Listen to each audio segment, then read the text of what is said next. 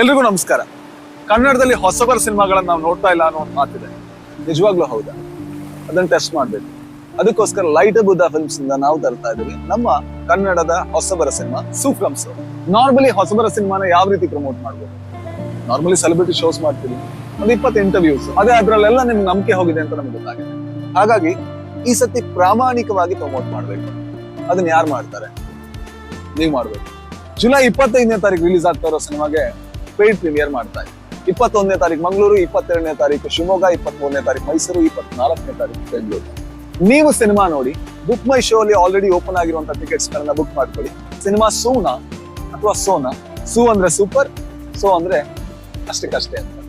So ನೀವಾಗಿ ನಮ್ಮ ಪ್ರಾಮಾಣಿಕ promoters ನನ್ನ ಜೊತೆಗೆ ಸೂಫ್ರಮ್ಸ್ ತಂಡದ ಜೊತೆ ಸಿನಿಮಾನ ನೀವು ನೋಡಿ.